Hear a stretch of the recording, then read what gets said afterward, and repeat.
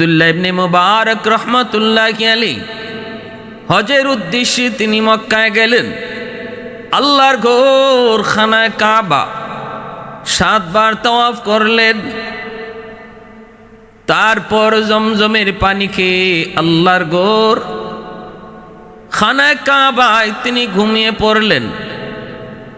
স্বপ্নের ভিতরে দেখতে পান মাথার পাশে 2 জন বুজুর্গ, মূলত ওরা আল্লাহর ফেরেশতা।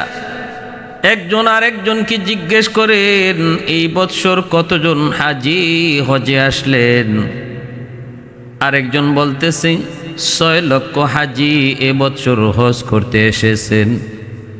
প্রশ্নকারী আবার প্রশ্ন করে, কয়জনের হজ কবুল হলো? জবাব দেয়, একজনের হয় নাই, কারো হজ কবুল হয় নাই, কিন্তু একজন মুচির উসিলায় আল্লাহ পাক 6 লক্ষ হাজির হজকে আল্লাহ কবুল করেছেন। আব্দুল্লাহ ইবনে মুবারক স্বপ্নের ভিতরে তিনি কথাগুলি শুনেন। অন্যজন জিজ্ঞেস করে, কও কি তুমি একজন মুচির উসিলায় আল্লাহ পাক এই বৎসর আগত হয় হাজিদের 6 লক্ষ হাজির হজ কবুল করলেন, এটা কেমন করে সম্ভব? জবাব দেয়, শুধু আশ্চর্যের বিষয় নয়, এর চেয়ে আরো আশ্চর্যের বিষয় হলো ওই হাজি সাহেব হজ করতেই আসে নাই। সে তার এলাকায়, তার বাড়ি হলো সিরিয়ায় রয়েছে, হজে আসে নাই, অথচ তার হজ কবুল কইরা আল্লাহ পাক তার উসিলায় এই বৎসরের 6 লক্ষ হাজির হজকে আল্লাহ কবুল করে নিয়েছেন। আব্দুল্লাহ ইবনে মুবারক রহমাতুল্লাহি আলাইহি তিনি লোকটার নাম স্বপ্ন যুগে তিনি পাইলেন। প্রশ্নকারী আবার প্রশ্ন করে, লোকটার নাম কি? নাম হলো আলী ইবনে মুআফকে। সে একজন মুচি মানুষের জুতা সেলাই করে। পেশাটাও এত মূল্যবান কোনো পেশা নয়, কিন্তু আল্লাহর কাছে এত দাম, তার এত দাম। বাড়ি হলো সিরিয়ায়, নাম হলো আলী ইবনে মুআফকে। আব্দুল্লাহ ইবনে মুবারক রহমাতুল্লাহি আলাইহি অবাক তো হলেন। স্বপ্ন ভাঙ্গার পর সঙ্গী সাথী হাজিদেরকে বললেন, দোস্তরা তোমরা হজ শেষে ইরাক চলে যাও। তিনার বাড়ি হলো ইরাক, তিনি ইরাক থেকে কাফেলা নিয়ে হজে এসেছেন। আব্দুল্লাহ ইবনে মুবারক রহমাতুল্লাহি আলাইহি সম্পদশালী, অনেক সম্পদের কোনো অভাব নাই, বাপ দাদা থেকে অনেক সম্পদের মালিক। এজন্য প্রতি বৎসর তিনি হজ করতে আসতেন। যদিও প্রতি বৎসর হজ করা ফরজ নয়, জীবনে হজ একবারই ফরজ। একবারের পর যতবার কেউ আসবে প্রতিবারই তার নফল আদায় হবে, নফলের সওয়াব পাবে। বাকি হজ একবারই ফরজ হয়। আব্দুল্লাহ ইবনে মুবারক হজের মৌসুম এলেই তিনি পাগল। কেমন করে তিনি আল্লাহর ঘরখানায় কাবা দেখবেন, কেমন করে আমার নবী, মায়ার নবী রওজার সামনে সালাম দিবেন। এই দেওয়ানা হয়ে যেতেন, দেওয়ানা। কাফেলা, অনেক বড় কাফেলা ওনার সাথে হজে আসতো। স্বপ্নে এই কথাগুলি শোনার পর আল্লাহর ওলি সাথীদেরকে বলেন, তোমরা দেশে চলে যাও, আমার একটা জরুরি কাজ, এই জরুরি কাজটা আমি সেরে আসব, আমি যাব সিরিয়ায়। তিনি চলে আসলেন সিরিয়ার সেই আলী ইবনে মুআফকে দেখার জন্য। কি তার এমন নেক আমল, কোন আমলের উসিলায় আল্লাহ পাক রব্বুল আলামিন হজে না যাওয়ার পরও তার হজ কবুল করলেন। আবার শুধু কবুল নয়, তার উসিলায় এই বৎসরের সকল হাজিদের হজ আল্লাহ কবুল করে নিলেন। এমন একজন আল্লাহর মায়ার মানুষ, আল্লাহ পাকের এমন একজন পেয়ারা বান্দা, যার মর্যাদা আমি আব্দুল্লাহ ইবনে মুবারকের চেয়েও অনেক বেশি। তার সঙ্গে সাক্ষাৎ করা বড় নসিব। এই চিন্তা করে তিনি সিরিয়ার উদ্দেশ্যে রওনা দেন। শহরে ঢুকলেন, মানুষকে জিজ্ঞেস করেন আলী ইবনে মুয়াফকে কেউ চিনো কি? কেউ চিনে না, কেউ চিনে না, চেনার কথাও না। মুচির নাম কি? মুচি মানুষ বা সমাজে কতটাই বার সম্মানী হয়, সমাজের পায় পঞ্চায়েত বিচার বৈঠকে তারে কেই বা ডাকে। আল্লাহর নবীও বলেছেন আমার উম্মতের ভিতরে এমন বহু কুতুব, এমন বহু আল্লাহর কুতুব থাকবে যাদেরকে মানুষজন মূল্যায়ন করবে না, যাদের মানুষেরা তাকে ভালো পোশাকেও দেখবে না, সমাজে ভালো ভালো অনুষ্ঠানে তাদেরকে দাওয়াতও দেবে না। পোশাক আশাকগুলি হবে গরিবের, কম দামি পোশাক, চেহারায় দারিদ্রতার ছাপ।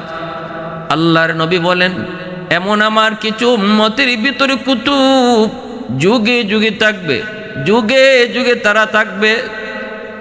আব্দুল্লাহ ইবনে মুবারক রাহমাতুল্লাহি আলাইহি তিনি মানুষদেরকে জিজ্ঞেস করেন আলী ইবনে মুয়াফকে কে কেউ চিনো কি? কেউ বলে না, আমরা তো এমন নামে কাউকে চিনি না, চিনার তো কোথাও না। তিনি এবার মনে মনে ভাবলেন তাহলে তো লোকটা শহরে নয়, শহরে থাকে না, শহরে থাকলে তো কম বেশি কেউ না কেউ তারে চিনার কথা। গোটা শহর তালাশ করার পর আব্দুল্লাহ ইবনে মুবারক রাহমাতুল্লাহি আলাইহি তিনি চলে গেলেন গ্রামে। মনে হয় লোকটা গ্রামের বাসিন্দা। গ্রামের বাজারে তিনি যে খুঁজতে লাগলেন, পরিচয় পেয়ে গেলেন। একজনে কহ এই নামে একজন মুচি আছে, কোথায়? ওই যে তার করে ঘর। আব্দুল্লাহ ইবনে মুবারক তার কাছে আসলেন, আয়েশা তার পরিচয় পেয়ে গেলেন, নাম জিজ্ঞেস করলেন। স্বপ্নে দেখা নাম আর এই নাম বাস্তবে মিলে গেল। পরিচয় শুনলেন, পেশা কি? মুচিগিরি। শোনা মাত্রই তার স্বপ্নে দেখার বিবরণ বাস্তবে মিলে গেল। আব্দুল্লাহ ইবনে মুবারক রাহমাতুল্লাহি আলাইহি এবার বলেন ভাই আপনি আল্লাহর কাছে এত দামি কেমনে হলেন গো? আল্লাহর কাছে আপনার এত দাম, এত সম্মান কেমনে হলো? আপনি কি বছর হজে গেছেন? কয় না। হজে গেলেন না, অথচ আপনার হজ কবুল। শুধু তাই নয়, আপনার উসিলায় এই বছরের সকল হাদিজের হজ কবুল। আমি স্বপ্নের মাধ্যমে এই আলোচনা শুনেছি। মাতার পাশে দুইজন ওয়ালি, মাতার পাশে দুইজন বুজুর্গ, তাদের আলোচনা আমি শুনেছি। শুনে রাখবেন, স্বপ্ন হলো কয়েক প্রকার। একটা হলো স্বপ্ন আল্লাহর পক্ষ থেকে, আরেকটা হলো শয়তানের পক্ষ থেকে, আরেক ধরনের স্বপ্ন হলো নিজের খামখেয়ালি। দুনিয়ার মধ্যে দিনে আমরা যা করি, কর্মে যা করি, এই কর্মটাই নিজে আমরা স্বপ্নে দেখি। শয়তান কিছু স্বপ্ন দেখায় যেই স্বপ্নগুলোর কোনো বাস্তবতা নাই। আবার নিজের খামখেয়ালি যা দেখি, নিজে দিনের বেলা যা করি, এটাও আবার স্বপ্নে দেখি, এটাও এর কোনো অস্তিত্ব নাই। কিন্তু কিছু স্বপ্ন আছে আল্লাহর পক্ষ থেকে। রে যুবক, আল্লাহর পক্ষ থেকে কিছু স্বপ্ন আল্লাহ তার ওলি আল্লাহদেরকে দেখায়, আল্লাহ তার পেয়ারা বান্দাদেরকে দেখায়। নবী পয়গম্বরগণকে আল্লাহ পাক স্বপ্ন দেখায়, যে এই স্বপ্নগুলি আল্লাহর পক্ষ থেকে হয়। নবীদের স্বপ্ন আমার আপনার স্বপ্নের মতো নয়। নবীদের স্বপ্ন হলো ওয়াহি, বাস্তবে আল্লাহর পক্ষ থেকে যা নির্দেশ হয় জিব্রাইল মারফত। স্বপ্ন যুগেও তাদের কাছে ওহী পাঠানো হয়। স্বপ্নে যা দেখেন নবীরা বাস্তবে তা করেন, কারণ এটা আল্লাহর পক্ষ থেকে ওয়াহি। আব্দুল্লাহ ইবনে মুবারক বহুত বড় আল্লাহর ওয়ালি। 6 মাস যিনি হাদিস পড়ান, 6 মাস জিহাদে থাকেন, 6 মাস যিনি হাদিস পড়ান, 6 মাস যিনি জিহাদের ময়দানে থাকেন, সে আব্দুল্লাহ ইবনে মুবারক ইমাম বুখারী রাহমাতুল্লাহি আলাইহির উস্তাদ। এত বড় মুহাদ্দিস, এত বড় জগৎ বিখ্যাত মুহাদ্দিস। ভাইরা বন্ধুরা, তিনি যে ওই লোকটার পাশে যায় অসহায়ের মতো দাঁড়িয়ে বলেন, ভাই বলো বলো না, এত বড় মর্যাদা, এত বড় সম্মান আপনি কেমনে কামাই করলেন? এবার লোকটায় কয়, হুজুর আপনি তো আমাকে চিনলেন, কিন্তু আমি তো আপনাকে চিনি নাই, আপনি কে? তখন তিনি পরিচয় দেন, আমার নাম হলো আব্দুল্লাহ ইবনে মুবারক, নাম বাড়ি হলো ইরাক। শোনা মাত্রই মুচি ওই মানুষটা আল্লাহর ওলি, সেও তো আল্লাহর বহুত বড় ওলি। অবাক হয়ে গেল, অবাক হয়ে গেল, আল্লাহ পাকের শুকরিয়া আদায় করলো। আর বলতেছে শুধু নাম শুনেছি, ইরাকের বহুত বড় বুজুর্গ, বহুত বড় মুহাদ্দিস আব্দুল্লাহ ইবনে মুবারক, শুধু নাম শুনেছি, কোনোদিন দেখি নাই। আজ আমি নিজের চোখে দেখলাম। শুধু তাই নয় গো, তিনি আজ আমার খুঁজে চলে আসলেন। এই বলে মালিকের কুদরতি কদমে শুকরিয়াতান সেজদায় পড়ে গেলেন। আব্দুল্লাহ ইবনে মুবারক কই, ভাই একটু কও, কি তোমার এমন নেক আমল, যেই আমলের কারণে আজ তুমি আল্লাহর দরবারে এত সম্মানী, এত ইজ্জত, একটু কও। বলতেই এই মুচি মানুষটাই কয়, হুজুর আমি কেমনে তো সম্মানী আমি নিজেও জানি না, তবে আমার দিলের ভিতরে আল্লাহর গোরখানায় কাবা দেখার জন্য এত পাগল, এত পাগল, আমার দিলে এত দেওয়ানা। আমি অল্প রুজি করি, কর্ম করি ছোট, আমি যা পাই এর থেকে প্রতিদিন অল্প অল্প করে আমি টাকা জমাই। এই টাকা জমাই নিয়ত করছি, যেদিন টাকা পূর্ণ হবে, হজে যাওয়ার মতো টাকা জমবে, ওই দিন আমি আল্লাহর ঘরখানায় কাবা দেখতে যাব। আমার উপরে হজ ফরজ হয় নাই, আমি একজন গরিব মানুষ, কিন্তু এরপরও আল্লাহর ঘরখানায় কাবা, আমার নবীর রওজা শরীফ দেখার জন্য আমি পাগল, আমি বড় দেওয়ানা। যা কামাই প্রতিদিন আমি কিছু টাকা হজের জন্য এক জায়গায় জমা করে রাখি। এভাবে জমাইতে জমাইতে আমার টাকাগুলি অনেক হয়ে গেল। এবার আমার হজে যাওয়ার মতো টাকা জমছে। নিয়ত করেছি পাক্কা ইরাদা, আগামীকাল আমি চলে যাব হজে। সব কিছু ওকে, সব কিছু ফাইনাল। আগামীকাল আমার হজের উদ্দেশ্যে সফর। ওই অবস্থায় আমার বিবি সাহেব ছিলেন অন্তঃসত্ত্বা, আমার বিবি গর্ভবতী। বিবি আমাকে রাতের বেলা কয়ে, স্বামী গো, ও স্বামী আমি গর্ভবতী, তুমি হজের সফরে থাকতেই হয়তো দুনিয়ায় সন্তান আসবে। জানি না গো স্বামী, আপনি ফিরে আসার পর আপনি আমাকে দুনিয়াতে পান কি পান না আমি জানি না। কারণ প্রসব বেদনা যখন শুরু হয়, কত নারী ওই অবস্থায় দুনিয়া থেকে বিদায় হয়। প্রসব বেদনার কষ্ট আর যন্ত্রণা শুধু ওই নারী জানে, পৃথিবীর আর কেউ বুঝবে না, আর কেউ বুঝবে না। কত নারী, কত মা, কত বোন প্রসব বেদনার সময় সহ্য করতে না পেরে কত নারী দুনিয়া থেকে চিরদিন বিদায় হয়। সন্তান দুনিয়াতে আগমন করে, দুনিয়াতে আইসে দেখি দুঃখিনী মা দুনিয়াতে নাই। এত কষ্ট, এত যন্ত্রণা। এই কষ্ট ওই সময় হয়তো আপনি আবার হজ থেকে আসবেন, আল্লাহ হায়াতে রাখলে হয়তো পাবেন, নয়তো পাবেন না। এজন্য স্বামী গো, আপনার কাছ থেকে আমি মাপ চাই। যদি জীবনে কোনোদিন ভুল করে থাকি মাফ করে দিবেন, আপনি আমাকে মাফ করে যান। আর যদি আমি আপনার হক যথাযথ আদায় করতে পারি নাই গো স্বামী, আপনি আমার উপর কোনো অভিমান রাখেন না, আমার উপরও কোনো কষ্ট রাখেন না। স্বামী বিবির হাত ধরে কয়, না গো বিবি, আমি তোমার উপর খুশি, আমি তোমার উপর খুশি। আমাদের দাম্পত্য জীবন ছিল বড় সুখের, বড় আনন্দের। আমার তোমার প্রতি কোনো রাগ নাই, কোনো গুসা নাই, কোনো অভিমান নাই। আমি তোমার উপর চরম থেকে চরম খুশি। বিবি এবার কয়, স্বামী গো, ও স্বামী, শেষ বেলা আমার একটা ইচ্ছা পূরণ করবেন নি? স্বামী কয়, কি কয়, আমার একটু গোশত খাওয়ার ইচ্ছা হইতেছে, মন চায় একটু গোশত খাবো, আমার একটু গোশত খাওয়াইয়া যাবেননি? হয়তো জানি না এই গোশতই আমার জীবনের শেষ খাওয়া হতে পারে। স্বামী গো, আমার মন চায়, দেখেন একটু গোশত পান কিনা। আলী ইবনে মুআফকে কয়, বিবি এত রাত আমি গোশত পাবো কোথা থেকে? এখন গোশত তোমার খাওয়াবো কোত্থেকে? এরপরও স্বামী বের হয়ে গেলেন স্ত্রীর মনের আশাটা পূরণ করার জন্য। পাশের ঘর থেকে গোশতে রান্নার একটু ঘ্রাণ আসতেছে। আলী ইবনে মুআফকে ওই পাশের ঘরে গেলেন, যায় দরজার আড়াল থেকে ডাক দিলেন, আসুনি কেউ ঘরে? একটু তরকারি দেওয়া যাবে নি, কালকে আবার ফেরত দিয়ে দিব। আমার বিবি এখনই এই মুহূর্তে একটু গোশত খাইতে চায়, যদি আমাকে একটু করজ দেন না, আমি আগামী কাল হয়তো আবার ফেরত দিয়ে দেব। ভিতর থেকে একজন মহিলায় আওয়াজ দেয়া কয়, আলী,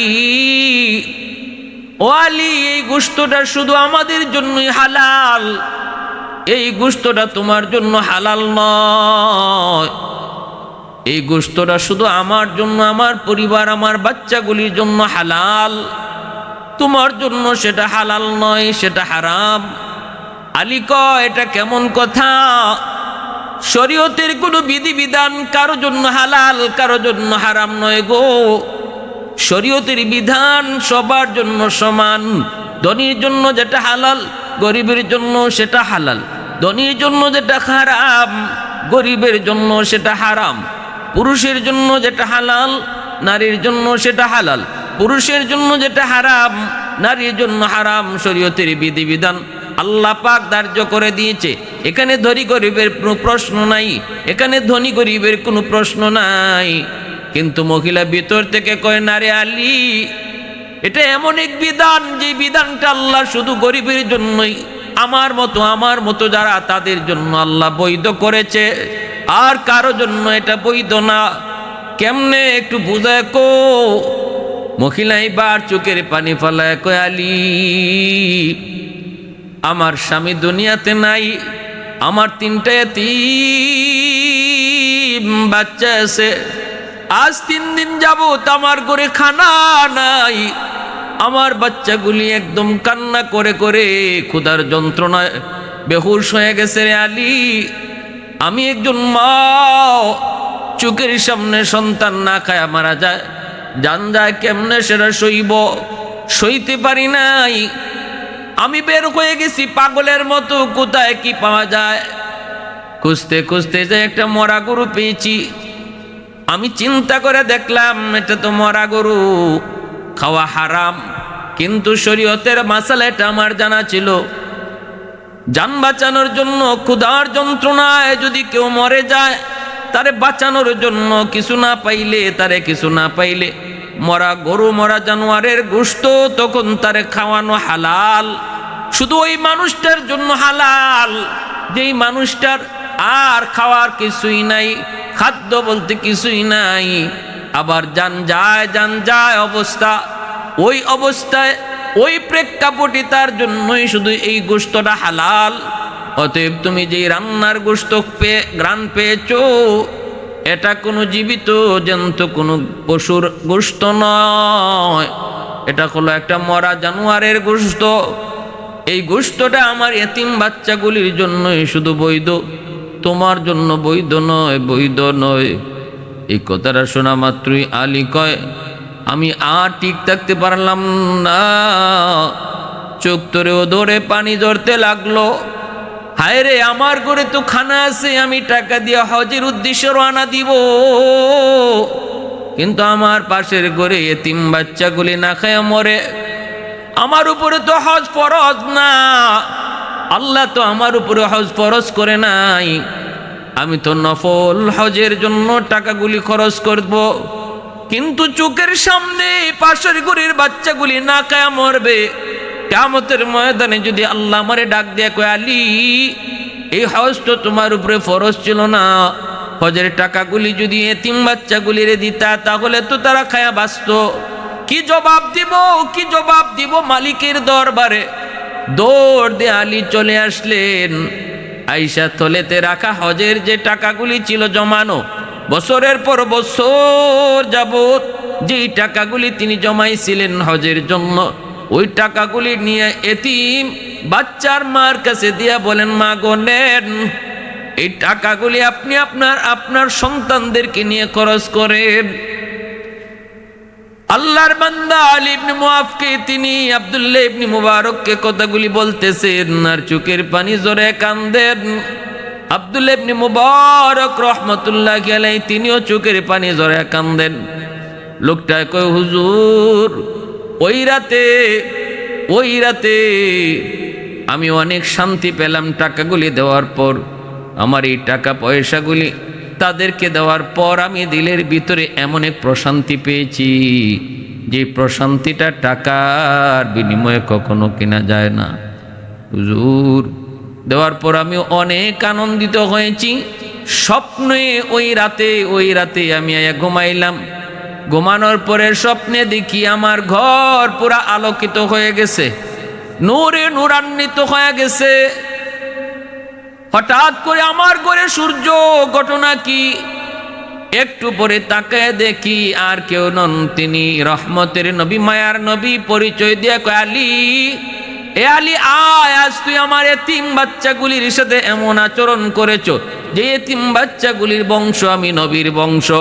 আমার নবীর বংশের বাচ্চাগুলি এতিমের সাথে এত সুন্দর আচরণ তুমি করেছো। আয় আমার বুকে আয়, আমি নবী মদিনা থেকে তোর সাথে দেখা করার জন্য সিঁড়ি আসলাম। তুই তো যে আমার সঙ্গে দেখা করতি, কিন্তু আমি নবী চলে এসেছি। আর একটা তোর জন্য সুসংবাদ জানাই, তুই হজে যাও নাই, কিন্তু আল্লাহ পাক তোর সুরতে একজন ফেরেশতারে আল্লাহ পাক মক্কা মদিনায় হজ করাইছে। তোর হজটারে আল্লাহ শুধু কবুল করছে তা না রে আলী, তোর উসিলায় এই বছরের 6 লক্ষ হাজির হজ আল্লাহ কবুল করেছে।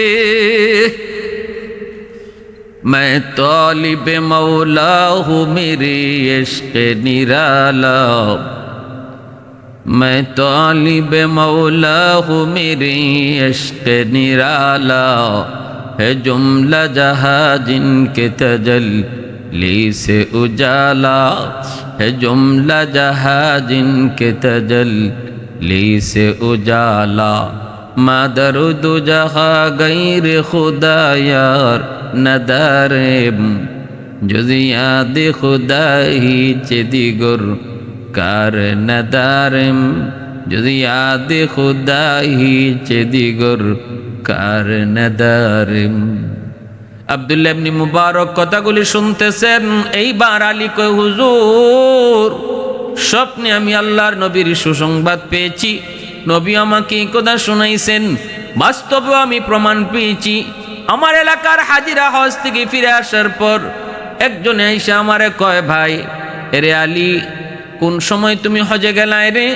জানতাম আমরা তুমি হজে গেছো, হজের নিয়ত করেছো, কিন্তু কখন কোন দিন গিয়েছো তা তো জানলাম না। কিন্তু আরাফার মাঠে তোমারে তো আমি দেখেছি, তুমি তো আমার সামনে একবার পড়েছো, আর তো তোমারে দেখি নাই কোথাও।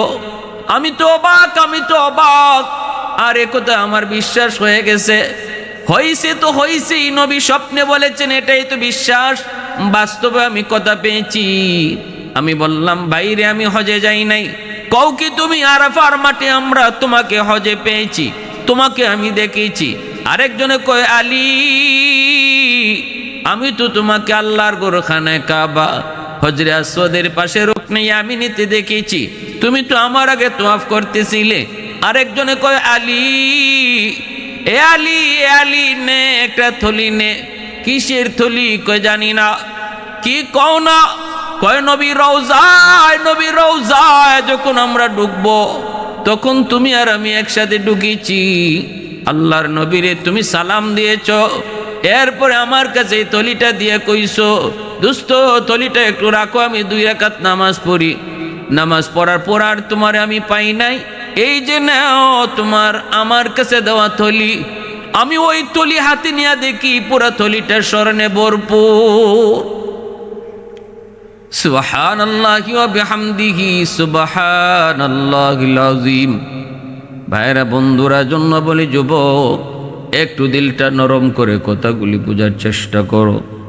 ভাইরে শুনে রাখো, ভালো করে বুঝো, নফল বন্দেগী তুমি করবা যেটা টাকার বিনিময়ে, এর চেয়ে উত্তম হলো ওই নফল বন্দেগী যেটা টাকা দিয়া যার মধ্যে সম্পদ জড়িত, এই পয়সা টাকা যদি একজন গরিব অসহায় মিসকিন এতিমকে দান করা হয়, এতে আল্লাহ বেশি খুশি হয়, এতে আল্লাহ পাক বেশি খুশি হয়। কিন্তু হজ যদি তোমার উপরে ফরজ হয়, ফরজ হজ অবশ্যই তোমাকে আদায় করতে হবে। একজনে যদি এখন আমার আলোচনা থেকে এই কথা মনে করে, তাহলে আমিও আমার হজের টাকা দিয়ে দিলাম ওই গরিবকে, আমি মক্কা মদিনায় যাব না। হ্যাঁ, সেটা হবে যদি আপনার উপরে হজটা নফল হয়, আপনার উপরে যদি ফরজ না হয়। ফরজ হজ যদি হয়, অবশ্যই হজ আদায় করা লাগবে। যেমনভাবে কোরবানি যদি কারো উপরে ওয়াজিব হয়, কোরবানির টাকাটা যদি গরিবরে দান করে দেয় কারো কোরবানি, তার কোরবানি সেটা আদায় হবে না।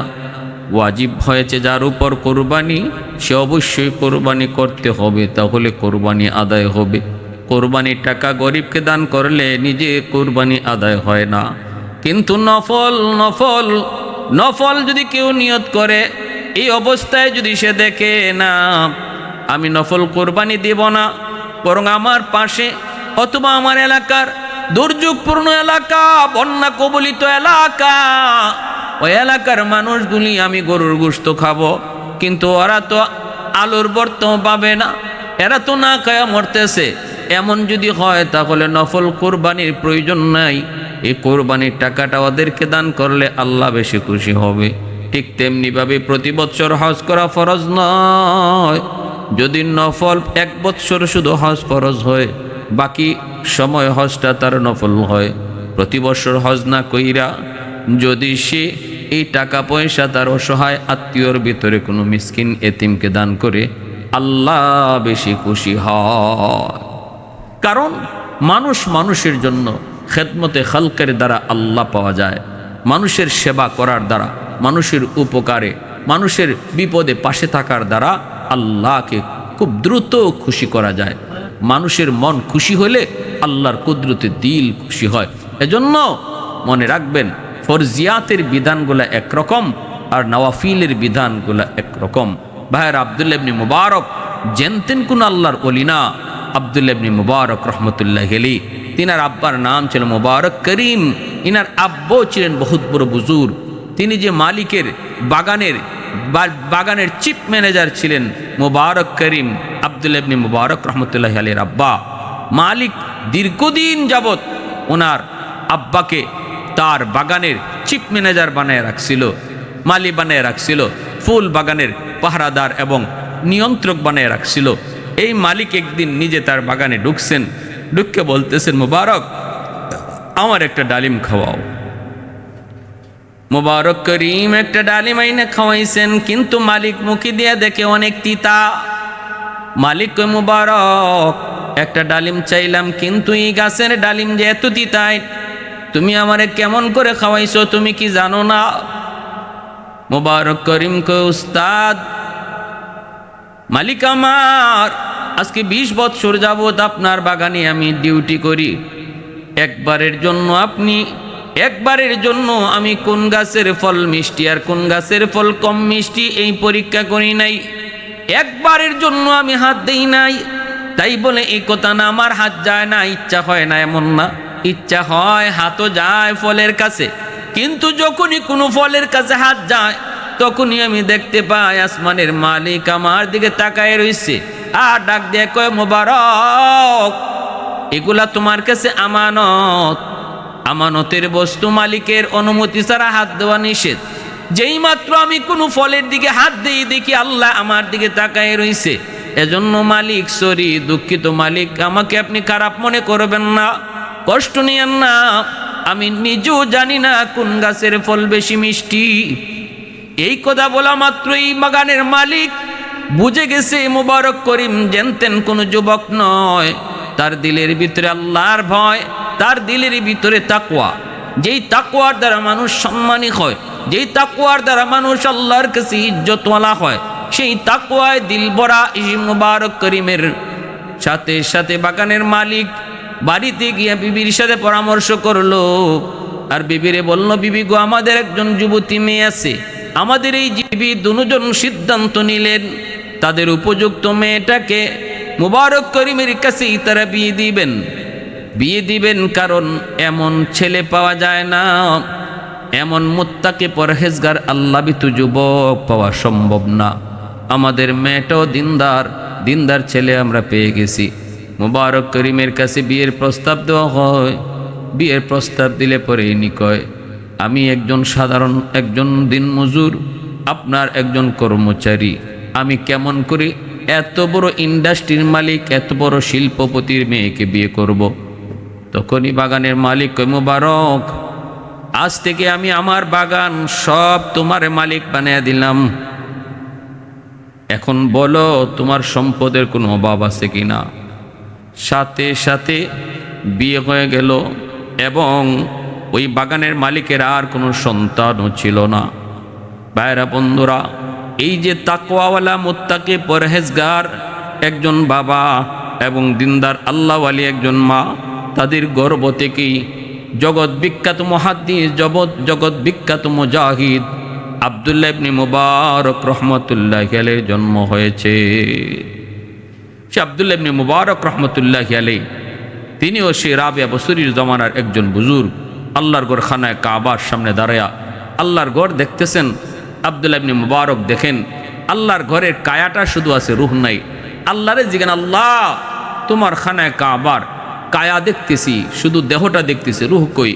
আল্লাহ কয়, আল্লাহ পাক তখন ইলহাম করে, ও আব্দুল্লাহ, আমার একজন পিয়ারা বান্দি আইতেছে বসরা থেকে, যার নাম হলো রাবিয়া বসরি। ওই রাবিয়া বসরির সম্মানে আমার ঘরখানায় কাবা তারে আগায় আনতে চইলা গেছে। রাবিয়া বসরি এত সম্মানী, এত ইজ্জত, এত মর্যাদা, এত বড় আল্লাহর ওলিয়া ছিলেন। খানায় কাবা তার দেহটারে জাগাত রাখিয়া রুহটা আগায় গেছে রাবিয়া বসরির আনার জন্য।